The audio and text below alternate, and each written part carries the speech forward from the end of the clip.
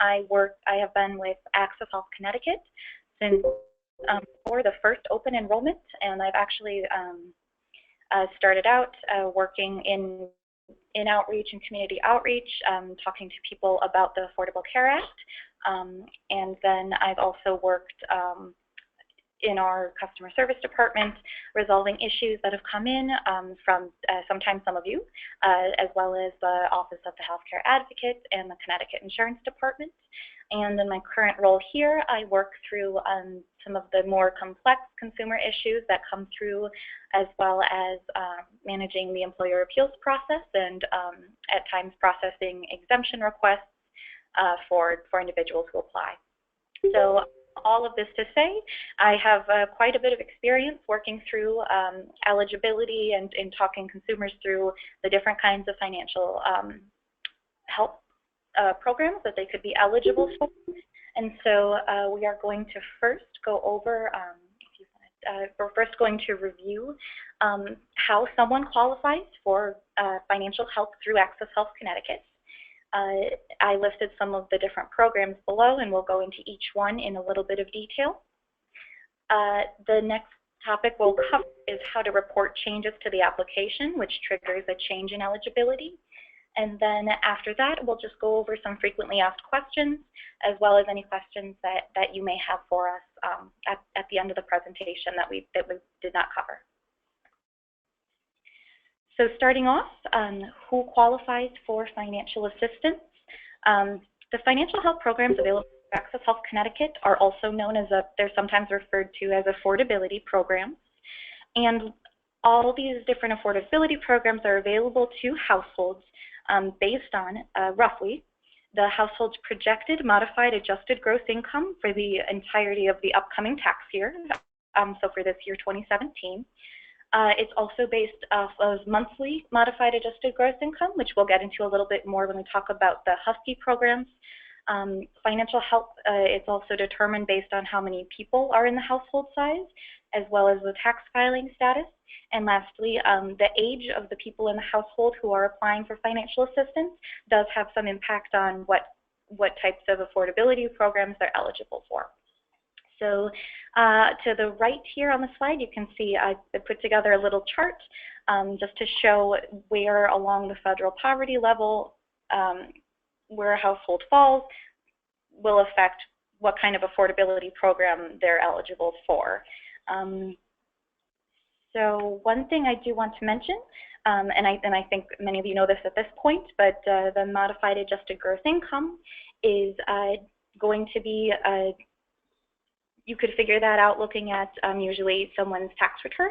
That would be the line 37 with the adjusted gross income on their 1040, plus all of the tax-exempt Social Security. So you would look at the lines 20A and B, plus any tax-exempt interest, which is line 8B, from any foreign earned income, but that is not, we don't see that as often. So moving on to the Medicaid Husky Health.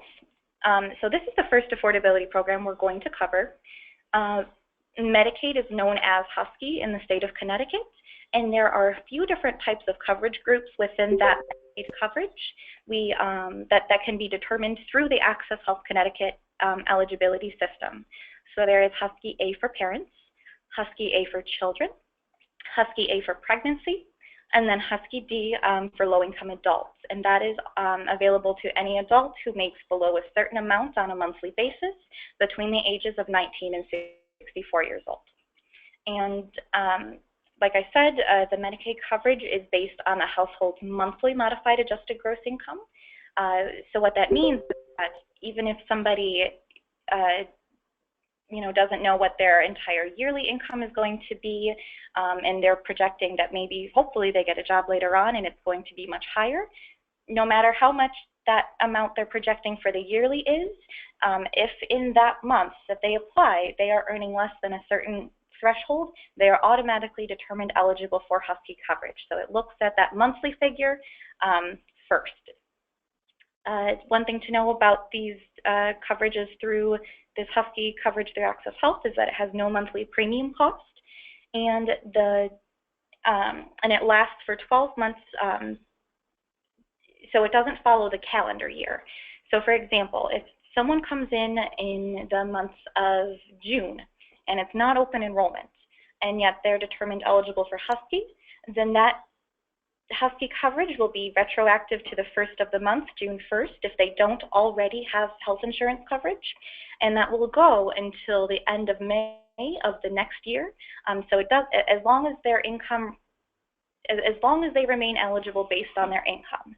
So it doesn't, I think sometimes I've run across consumers who are calling in during open enrollment who have Husky coverage, and they're not always aware that they don't have to reapply when everyone else is reapplying who is enrolled in a qualified health plan.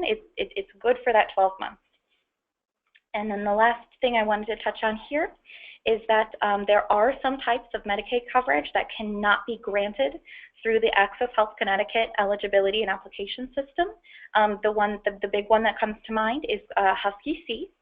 That is a different type of coverage that is typically for the blind and the elderly, blind and disabled.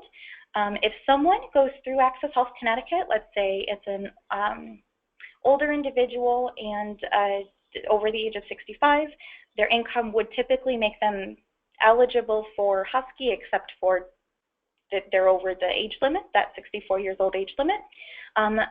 They will receive a notice from Access Health Connecticut that explains how they can go ahead and apply for Husky C. So we do let people know of that option if they receive a denial of the Husky D because of age. So just one thing I wanted to make note of. Moving on here, the Children's Health Insurance Program is just a little bit different than the typical Medicaid programs. But it is sometimes referred to as Husky B.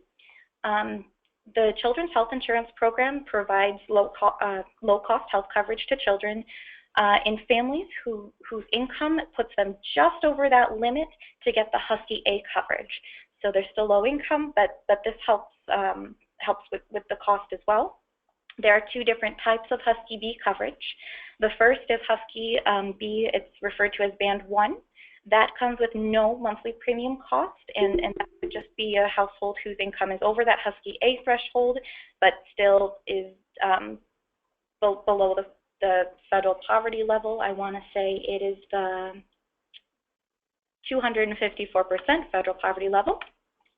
And then the Husky B Band 2 is for those who are just above that threshold, and it is a $30 a month premium for each child, or $50 monthly for 2+ children. So one thing I really want to emphasize with this is that if a child is eligible for the Children's Health Insurance Program, then they would not be eligible to get the advanced payments of the premium tax credit through Access Health Connecticut. And again, this eligibility for the Children's Health Insurance Program is also looked at on a monthly basis for that monthly income. So moving on to the qualified health plans. One of the affordability programs that can be applied to a qualified health plan are known as cost-sharing reductions.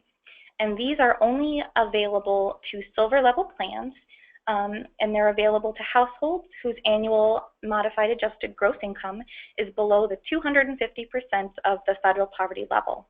And what these cost-sharing reductions mean is that it lowers the amount that someone would pay for their deductibles and co-insurance and co-pays. So for example, if you have someone who files taxes as single, and we'll do that just to make it a little less complicated than looking at a whole household. So we have an individual filing single who's projecting that their modified adjusted gross income will be $26,500, which means that they fall below the 250 federal poverty level, and they would be eligible to get additional assistance with not just the advanced premium tax credits applied to the premium, but it helps lower the price of the deductible, the copay, other parts of the insurance. And so there are 3 different levels of cost-sharing reduction plans. I'm going to move on to the next slide just because there's a graphic, and I think that will help kind of explain or show the difference, how the cost-sharing reductions look when you get to the shopping page with a customer. So in this example, I used a 24-year-old in Hartford County. If you're looking in the farthest upper left-hand corner, this is if their person is making, let's say, $52,000 a year. So as a household of one, that would put them over the threshold to receive advanced premium tax credits, and similarly, they would also not be eligible to receive any cost-sharing reductions. So you can see that full price premium there, and you can also see that the annual deductible is $4,000 for this silver level plan. However, moving over to the right here, the 73% cost-sharing reductions. In this instance, this 24-year-old in Hartford County has an income of $28,000. As you can see here, there is tax credit that's being applied to this plan. The annual deductible drops from $4,000 down to $3,400. And then as the income keeps going down, you'll see that this individual is receiving more and more assistance with their premium, but also you'll notice that deductible goes further down until, for example, someone who is just over the Husky, the threshold to receive Husky insurance. Let's say it's a 24-year-old in Hartford County at $17,000, so right over that limit. It makes this plan very, very affordable to them, with a lot of tax credit being applied to that premium there, and the annual deductible falling down to $0. And then you'll see as well the co-pays and the annual out-of-pocket maximum, the emergency room, all of those prices fall down, and that is what cost-sharing reductions do. Moving on to advanced payments of the premium tax credit. I think that this is the trickiest type of financial assistance, just because, as you can see on this slide, there are a lot of requirements that are associated with being able to receive advanced payments of the premium tax credit. And so this is the one I find people really struggle with, because they may not be familiar with all the different requirements. So we'll go over them briefly. So in advance payments of the premium tax credit is literally a tax credit paid in advance to the insurance company on behalf of the individual or household that lowers the premium cost of the qualified health plan. So what that means is that if someone becomes determined eligible for advanced payments of the premium tax credit, Access Health Connecticut transmits information over to the insurance company saying what the premium will be, what the member's responsibility will be, but then it also, the insurance company, with that tax credit that it receives is from the federal government, makes up the difference between what the member is responsible for and that full rate of the premium. So some other requirements, and we may have touched on them on earlier slides. Advanced payments of the premium tax credit are only available to households whose modified adjusted gross income falls below the 400% federal poverty level at the very end of the year when they file their tax returns. One very important thing to know is that advanced payments of the premium tax credit are only available to people who do not already have access to qualifying and affordable health care coverage. So, for example, Medicaid, VA care, TRICARE, the Children's Health Insurance Program, and employer-sponsored insurance. If anyone has access to these, even if, let's say, they had waived that sort of coverage when it was available to them, it still takes them out of the, it still would make them ineligible to receive those tax credits because they did have access to it. A person must file taxes for the year they receive advanced payments of the premium tax credit. If they do not do that, then they will actually not be able to continue receiving them in any years going forward. So they have to file those taxes or to show the record of that assistance that they're receiving. They must be a resident of Connecticut, and they also must be a U.S. citizen or lawfully present. I put this one down at the bottom, but another requirement is that if the individual is married, that they must file jointly with their spouse in order to receive these advanced premium tax credits. So, you know, for example, a spouse would not be able to say they're filing separately and do separate applications through Access Health Connecticut, or they can, but they would be paying for the full-priced qualified health plan.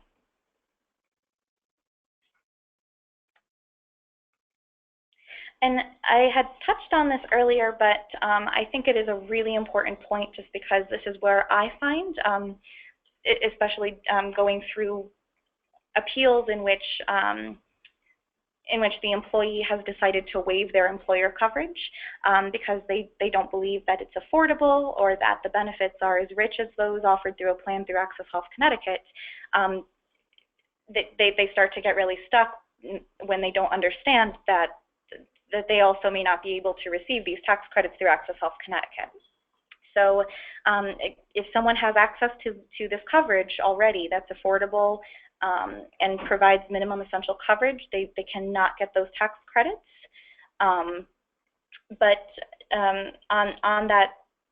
Along that vein, if somebody is eligible for employer-sponsored insurance, but based on their income is determined eligible for Husky A, any type of Husky A or Husky D, then they may go ahead and take that Husky coverage. There's nothing that stops them from doing that.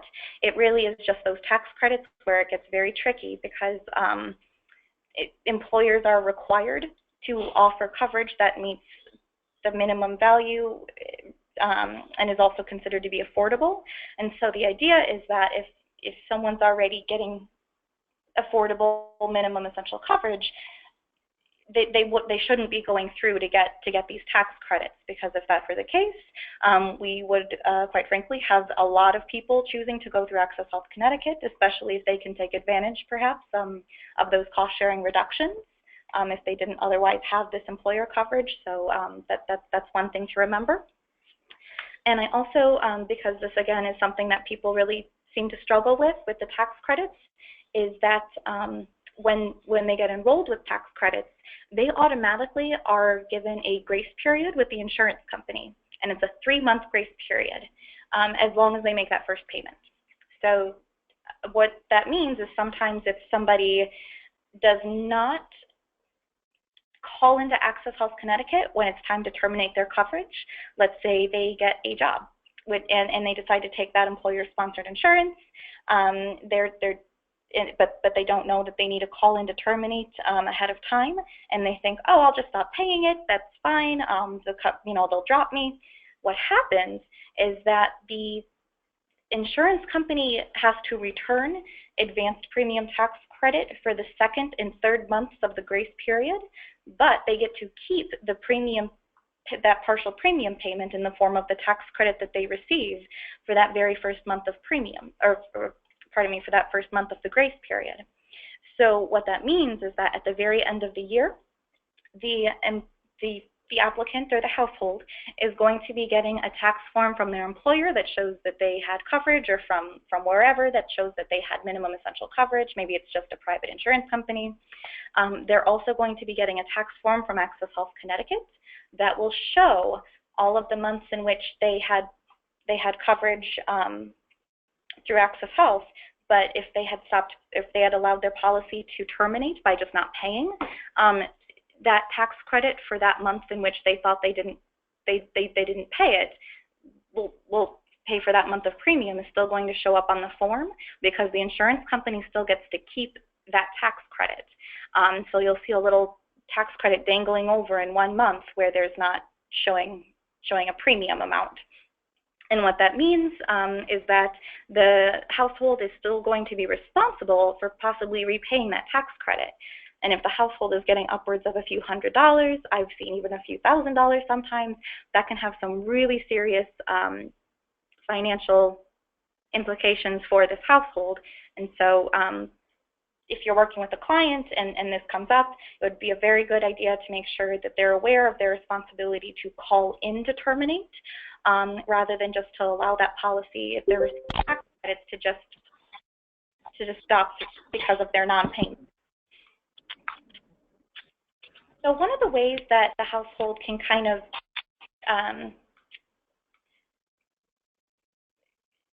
when they're going through the application, they can choose to take either some or none of the tax credits throughout the year, and that might help with some of these scenarios in which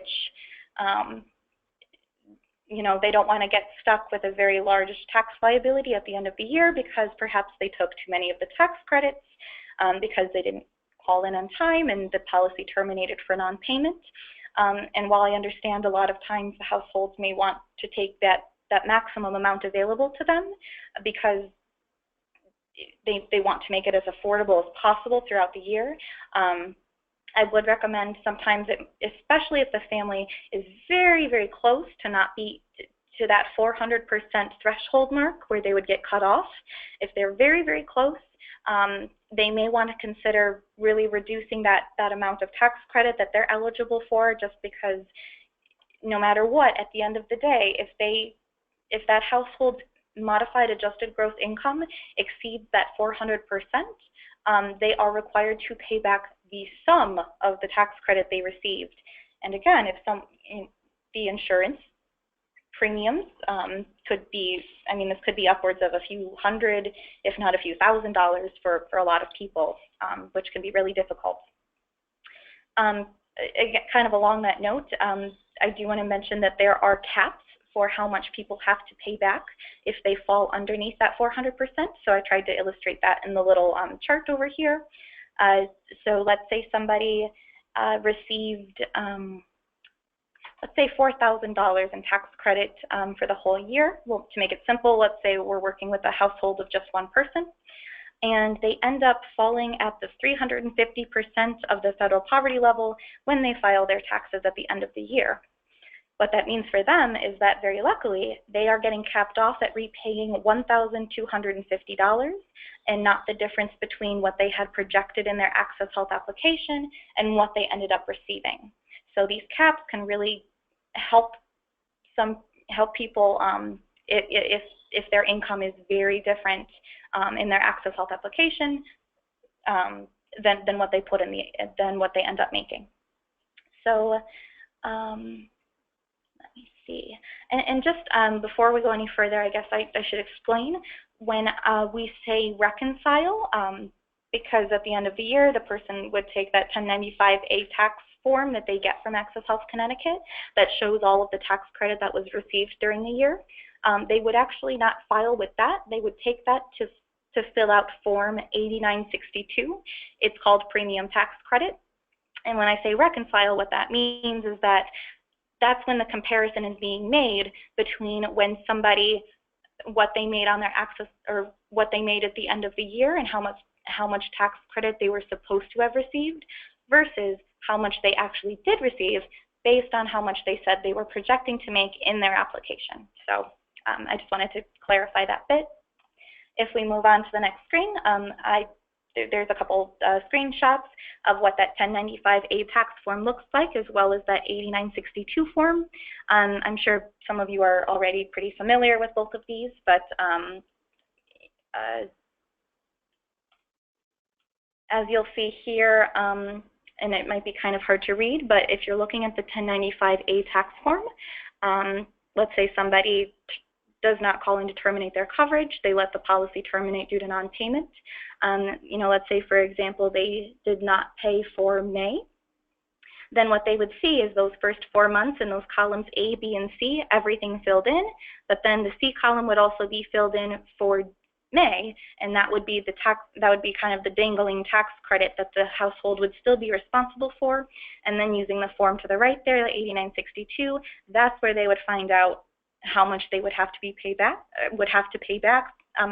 how much they would possibly be able to collect. Let's say that they ended up making much less than they had projected in their application. They would also be able to collect any additional tax credit. That's also where they'd be able to find out if they are subject to one of those reconciliation caps.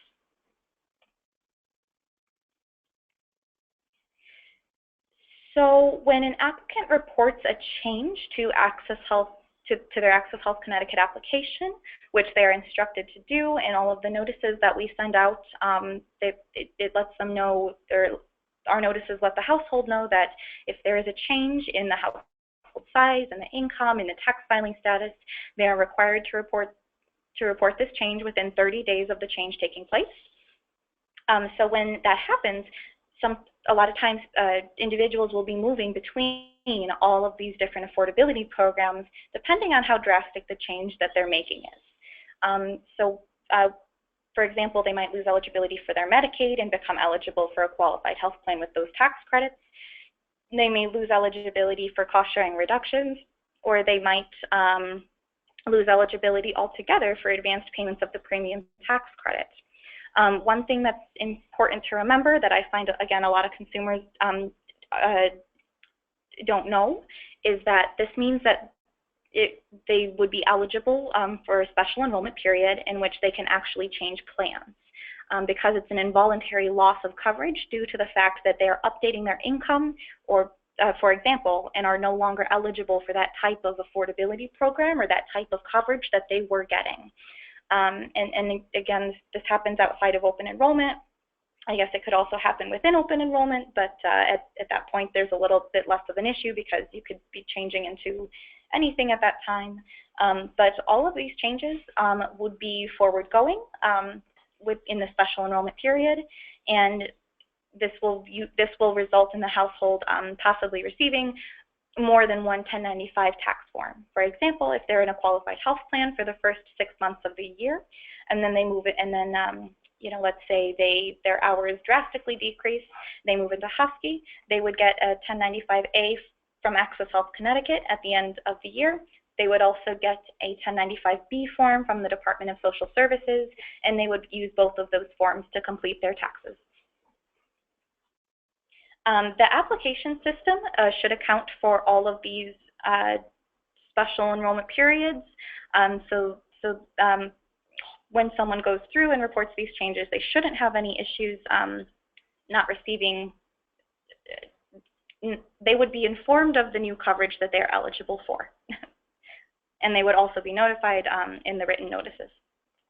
So the best way to find out if a household qualifies for any level of financial assistance or which affordability program is by completing an application.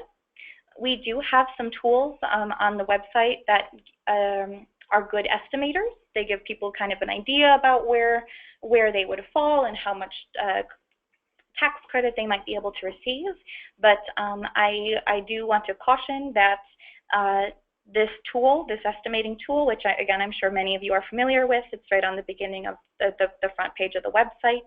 You put in your age, your county, and your projected income for everyone in the household, and it will come back and show you the shopping screen without having to log in and complete an application. This tool is sometimes referred to as anonymous browsing, but my caution is that it does not take into account people in the household who are not requesting to be covered through Access Health Connecticut. That does have an impact on what type of financial assistance you can receive, and it does not take into account those people in the household who may already have access to that affordable minimum essential coverage, either through a government-sponsored program or through their employer. It's a really great way to get that estimate, but it is not quite sophisticated enough to take into account those nuances that will really change their eligibility. So I would really suggest, if you have someone who's never gone through, completing an application is the very best way to, and the most accurate way to find out exactly what you're eligible for. One other, sometimes I'll get an appeal in which someone says that they went through the application process, they thought they would be eligible for Husky, they've had Husky before, and they don't understand why, and when I look into the application, I see that they had answered this very first question, which reads, do you want to find out if your family can get help paying for health coverage? They'll have answered it as a no. And it's the very first question in the application there, so if they answer that wrong, or rather if they meant to say yes, you'll just want to make sure that they're good, that they are answering yes if they would like to be considered for those cost share reductions, advanced premium tax credits, or any sort of Husky insurance. So there's a little screenshot of that first page. And if someone does answer no and needs that changed, that can be done through our contact center. So moving right along to some of the frequently asked questions. The first one that I've found that we get quite a bit here, or rather when I've been reviewing different complaints and appeals, is what if my income fluctuates throughout the year? a lot of times the people who are going through Access Health Connecticut and are eligible for these affordability programs are going to have fluctuating income, because these would be people who do not have employer-sponsored insurance. If someone is not eligible for their employer-sponsored insurance, it is 99% of the time going to be that they are not full-time. And this is, again, because employers are required to offer insurance that is A, affordable, and B, minimum value and minimum essential coverage to all of their eligible employees, or they get hit with a pretty hefty fine by the IRS. So I find, again, 99.9% of them are compliant with this, but what that means is that, again, the people coming through who need these affordability programs likely have part-time jobs, they work per diem, or they really have a very difficult, it's very difficult for them to estimate their income because it is so uncertain month to month. So there's a couple different options for people who are in this boat. The first option is to just report the changes as they occur throughout the year. And what that means for a lot of people, and again, this would be people who work part-time or people who are self-employed, is that they would correctly flip between perhaps Husky D and that qualified health plan with tax credits. That can be kind of difficult for a lot of people because, well, perhaps, you know, one of their providers who doesn't accept Husky but will accept that qualified health plan, and so they maybe have to be changing to different providers, which does not result in perhaps, you know, continuous care if they're getting some treatment or something done. But that is one option. And the second option is for the household to estimate their annual income for the entire year and just maintain that qualified health plan with the tax credits. And again, I usually find this option too is good, especially if it's someone who is self-employed. They know at the end of the year they are going to go over that limit that would typically qualify them for Husky, but perhaps it's a seasonal job.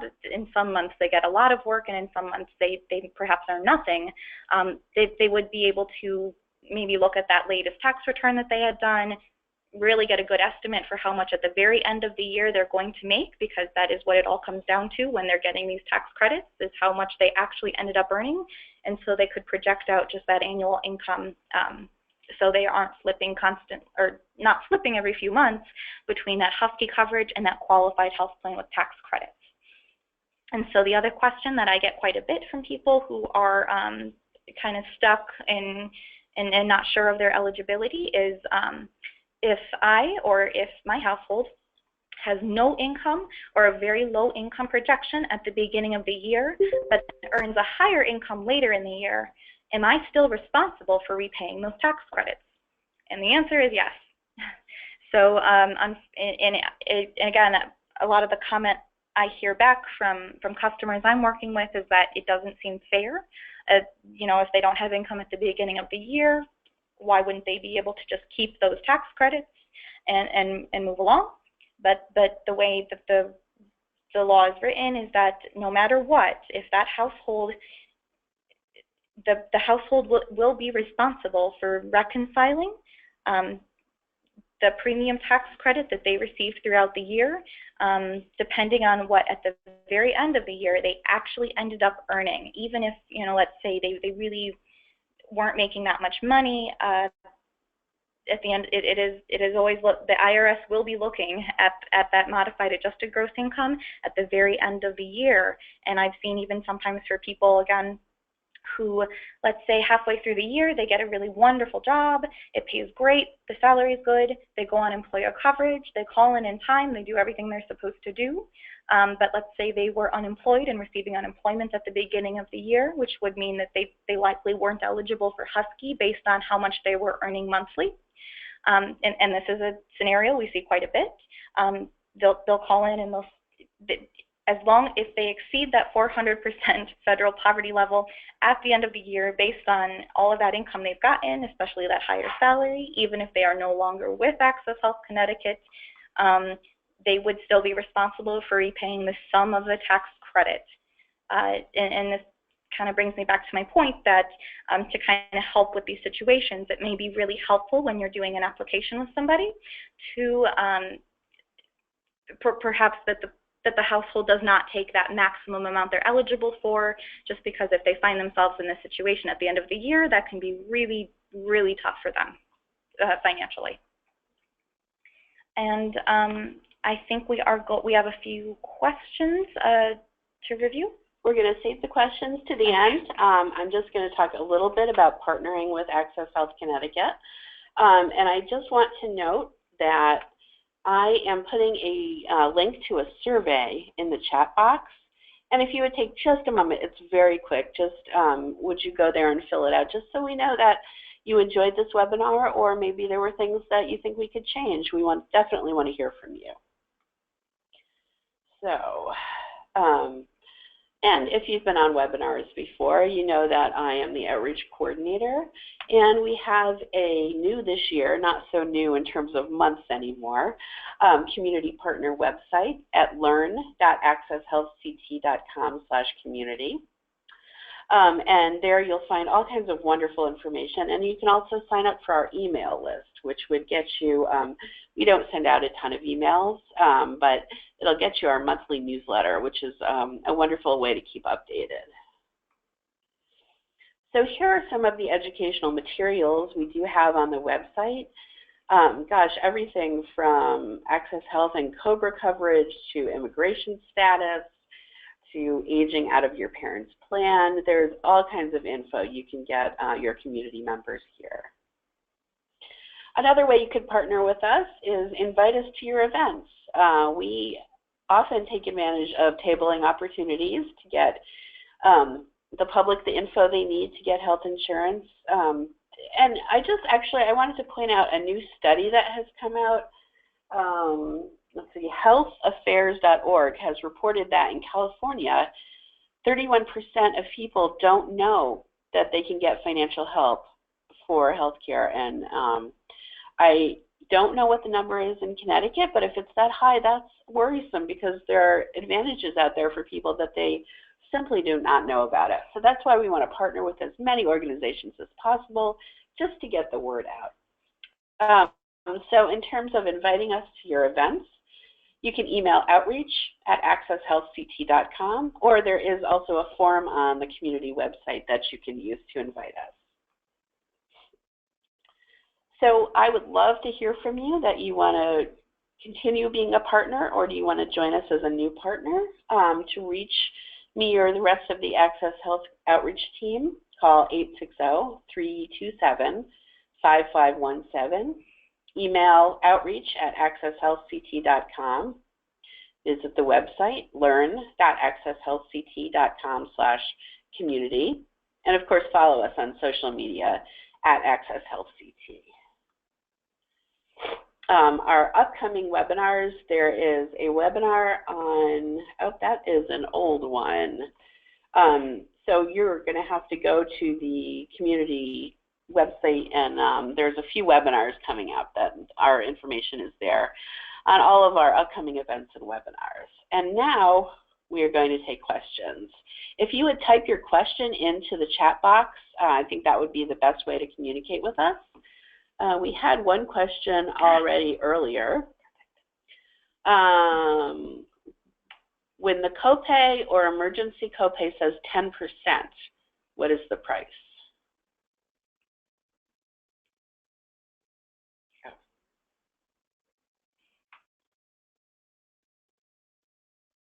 I think that would mean it's 10% of the cost of whatever they're having done. The plan. Yeah. I mean, the best place to go for these kinds of questions would actually be the insurance company. While Access Health Connecticut handles the enrollment and eligibility process, the insurance company handles all of the billing and the benefits, as well as claims. So the insurance company would be the best place to direct the client to get a really good explanation of what 10% of what they're having done would be. Yeah, so I would say, like, if there's an X-ray at $200, the client would pay 10% or $20 of that. The next question, is child support included in the MAGI calculation?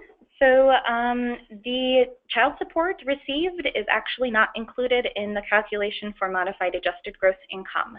I think the two big ones that come up a lot are child support and workers' compensation. Those are both of them that are not included in the calculation of modified adjusted gross income. Okay, good. Another question, can you please give us an example of how to determine whether or not the employer offered insurance is affordable or not? So this is a great question. This is actually what I work with a lot of the day-to-day that I do here with employers and employees. So an employer-sponsored insurance is considered to be affordable for the whole household if the employee's annual or monthly or annual contribution to the least expensive plan offered by the employer that still is at least of a bronze level is less than 9.50% of the household annual income. It's a little bit tricky because the affordability is measured for the whole household based on the household income, but it's only considering the premium contribution for just the employee, not including eligible spouse or dependents. So let's say, for example, an employer offers 3 different plans. One is a bronze level plan. So the 2 requirements for an employer is that they have to offer coverage that is affordable, and it also has to meet minimum value standard. And what that means is that the plan must have an actuarial value of at least 60%. And what that means is that it is considered a bronze level plan. A lot of times, the employers will have a summary of benefits and coverage that they've provided. They can provide to the employees that states right on it that the plans offered are minimum value and minimum essential coverage. Again, since the employers are required to offer this kind of insurance, I find really almost every single one of them complies. But going back to the employee measuring the affordability, let's say the employer has 3 different plans. 1 is a bronze level and 2 are silver level. You would look at how much the employee contributes for that bronze level plan. Let's say every month it is $120. Now let's say, I'm just getting out my calculator. Now let's say that the entire, so $120 times 12 months of the year, and that's just for the employee's contribution. That's not how much that bronze plan costs for the spouse or to add on all the dependents. So on a yearly basis, that means the employee is contributing $1,440 toward this least expensive bronze level plan. Now let's say that the whole household income is $36,000.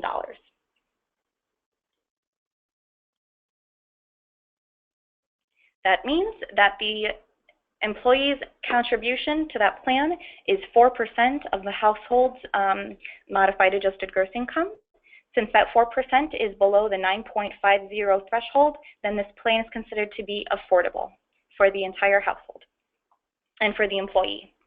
So the application and eligibility system does have all of this, does account for this employer-sponsored insurance.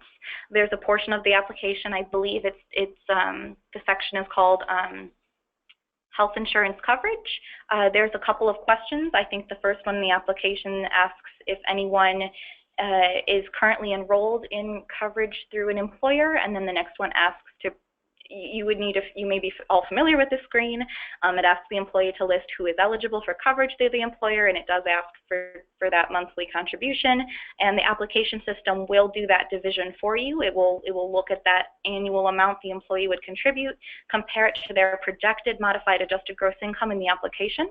And if it turns out that that number is above the 9.5%, if it's not affordable, the household will be, and the employee, everyone who's offered coverage, will be able to continue on through the application and get the tax credits.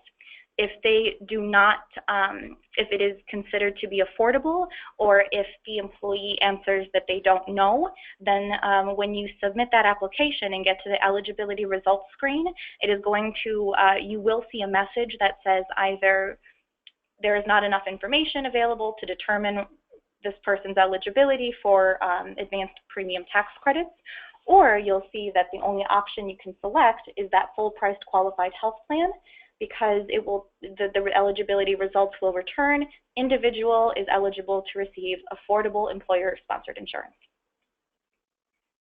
Wow, that was an amazing answer. Thank you. Okay, well, another question. What if a married couple separates in 2016, but their divorce is not yet final? Do the individuals have to file as married, or can they go their separate ways and file as separate and get their financial help for themselves alone? So since the application is based on the projected 2017 income and household, and they are expecting the divorce to be finalized in the year 2017, then they would be projecting to be filing as single. As long as they put that into the application that they will be filing single for the year 2017, they will still be able to, they will be determined eligible for tax credits. Okay, does anyone in the audience have any more questions? If not, I have one more that came in earlier I can ask. Okay, so here's a complicated scenario. What happens if an unemployed 25-year-old is pregnant but is going to turn 26 and age off her parents' plan before giving birth to the child? What does she do? So this one is pretty tricky. So let's say, so if the unemployed 25-year-old daughter, well, if she's unemployed and she's 25 years old, she probably is not filing taxes, or she is filing taxes as single, in which case she would be eligible for Husky D insurance. However, since she is 25 years old at the time this application is being done, she would be able to be added on to her parents' health insurance plan, assuming that they're also going through Access Health Connecticut. They're all one household living together. So she could be added on.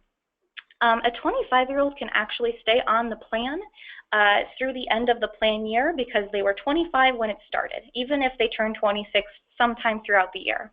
However, and this is where it gets tricky, if that specific plan or that policy for some reason ends and before the end of the plan year, and the daughter is now 26 years old, she would have to go on to her own policy because she is 26 when that policy is starting.